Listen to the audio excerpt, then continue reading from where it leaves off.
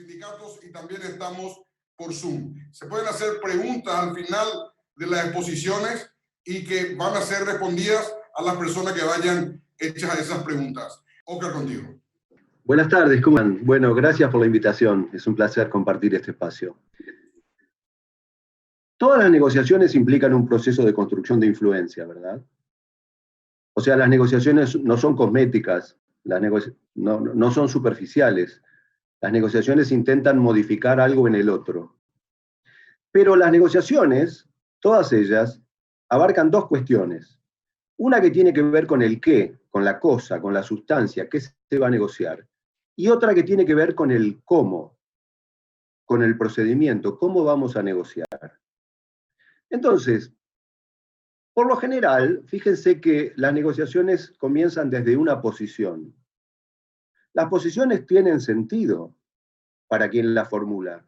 Las posiciones son respetables, las posiciones suelen ser posiciones que han sido reflexionadas.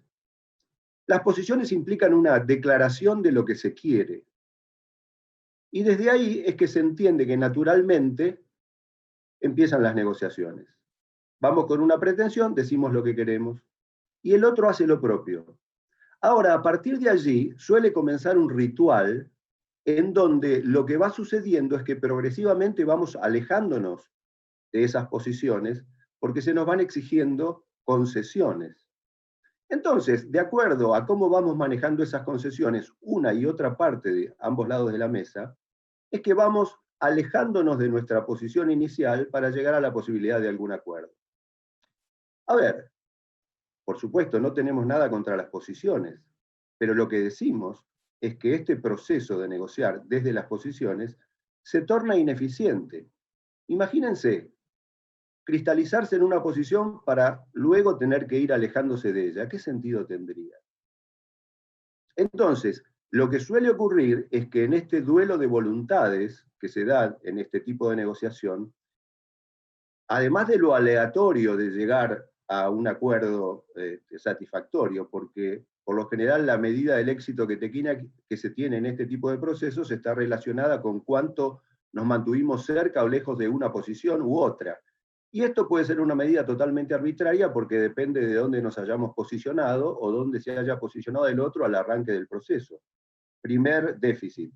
Segundo déficit, este duelo de voluntades genera erosión, genera desgaste en las relaciones de los negociadores.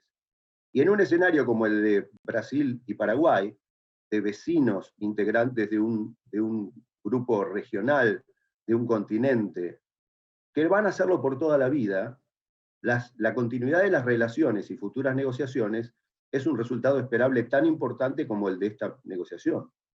Entonces, bueno, claro, hasta ahora lo único que he hecho es, les he dicho, esto, más allá de lo duro, de lo blando, del estilo de los negociadores, este mecanismo es ineficiente, no funciona. ¿Cuál es la recomendación? Negocien en base a intereses.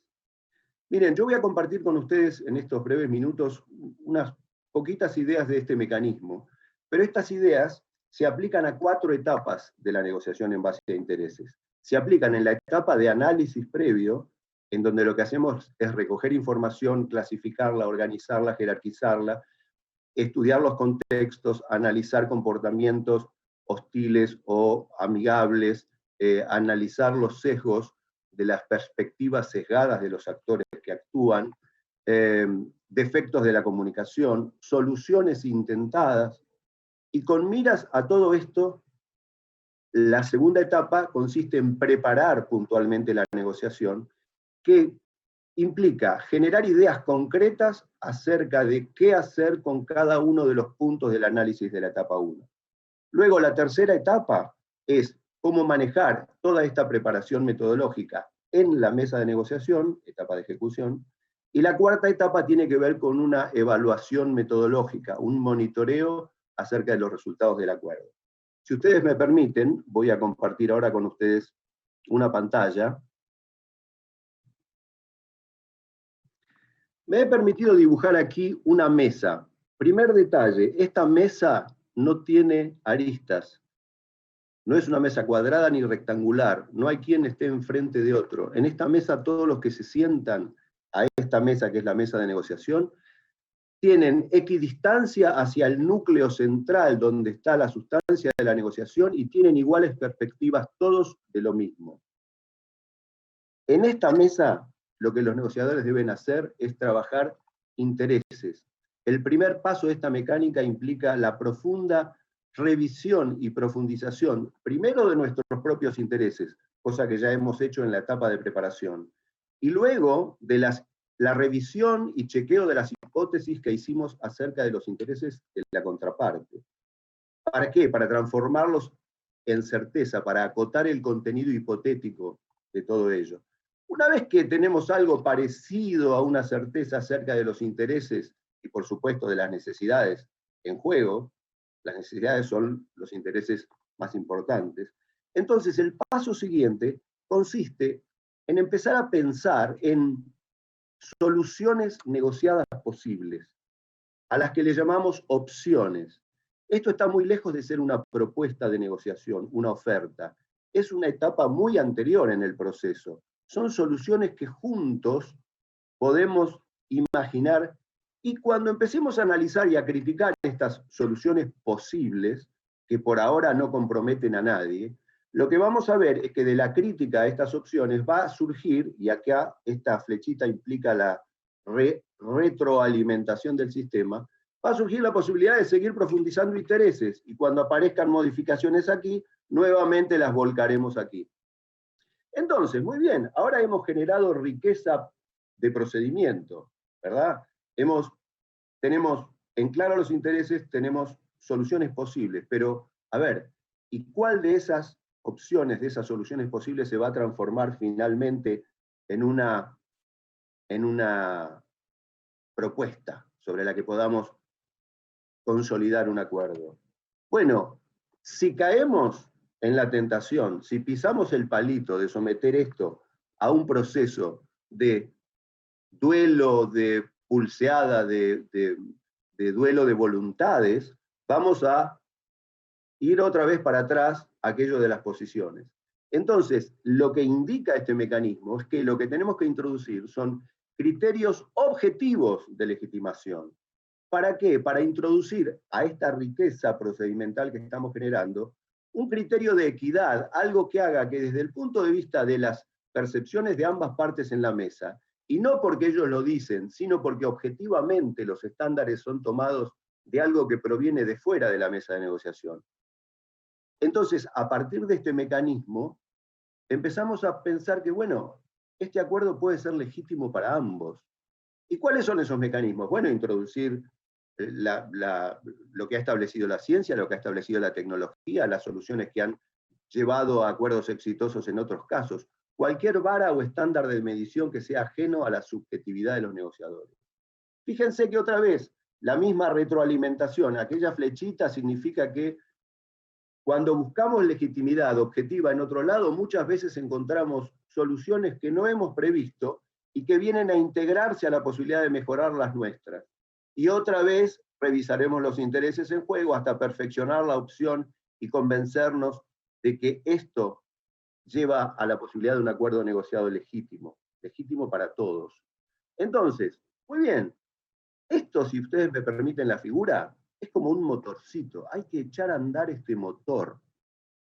Es un motor que debe estar regulando a veces debe acelerarse, a veces debe desacelerarse, pero siempre debe llevarnos a destino, al destino final, que es la posibilidad de un acuerdo sensato.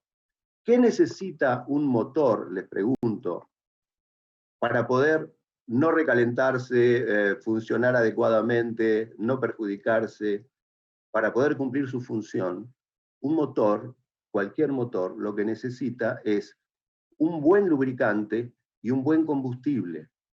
En este modelo de negociación, esos dos elementos son la relación y la comunicación. Y en la construcción de la relación, que nunca está dada, sino que por el contrario exige un esfuerzo de proyecto, construir una relación implica reconocer al otro como un ser diverso que tiene derechos como nosotros a tener una perspectiva sobre las cosas, que que no necesariamente tenemos que coincidir con él, pero que merece nuestro respeto, nuestra calidad de escucha, la posibilidad de tratar de introducir empatía, y todo esto basados en ¿qué? Basados en una comunicación que, por supuesto, debe ser de doble vía, tiene que servir no solo para transmitir nuestro mensaje, sino para escuchar activamente también y poder comprender el mensaje del otro, y poder llegar a la compatibilización de intereses a partir de que los negociadores somos personas. Entonces, ¿hasta cuándo, hasta dónde deberíamos trabajar en este mecanismo? Deberíamos hacerlo hasta generar un valor que tenemos que referenciar no con lo que el otro va a ganar o dejar de ganar, sino que tenemos que referenciar con cuál hubiera sido, el costo del no acuerdo. Si no llegamos a un acuerdo a través de este mecanismo, ¿cuál va a ser nuestro plan B? ¿Qué nos vamos a ver obligados a hacer? Esta sigla que yo consigné allí, MAAN, significa mejor alternativa al acuerdo negociado. La alternativa al acuerdo negociado es una alternativa que no está en la mesa de negociación. Es algo a lo que nos vamos a ver obligados a acudir si nos va mal en la mesa. Bueno, esa alternativa tenemos que haberla estudiado, considerado el costo de no acuerdo, tenemos que haberla medido, tenemos que saber cuánto vale o cuánto cuesta esa alternativa. Entonces, nuestro éxito en la negociación va a ser cuánto nos alejamos de este valor de la MAN para superarlo creando valor en esta mesa de negociación. Nuestra medida del éxito no tiene que ver con lo que el otro se lleva o se deja de llevar, sino tiene que ver con cuán capaces somos de construir alternativas y de superar el valor que esas alternativas nos darían en una mesa de negociación conjunta. Recién, al final de todo este proceso, podemos estar en situación de remitirnos a lo que es la etapa final del proceso de negociación, que es la formalización de los compromisos, de los acuerdos. Y las características que deben tener estos acuerdos es que deben ser realistas. Por supuesto que, merced a todo este proceso, seguramente que son omnicomprensivos de los intereses, de la mayor cantidad posible de intereses en juego. Además de ello, tienen que ser realistas, o sea, se tienen que poder cumplir, tienen que ser suficientes, no le puede faltar ningún elemento esencial que luego se vaya a constituir en una objeción a la implementación del acuerdo, tienen que ser sustentables y tienen que ser funcionales, tienen que ser operativos. Cuando formalizamos un acuerdo negociado, tenemos que estar en situación de saber, a partir de allí, cuáles son nuestros derechos y cuáles los derechos de la contraparte.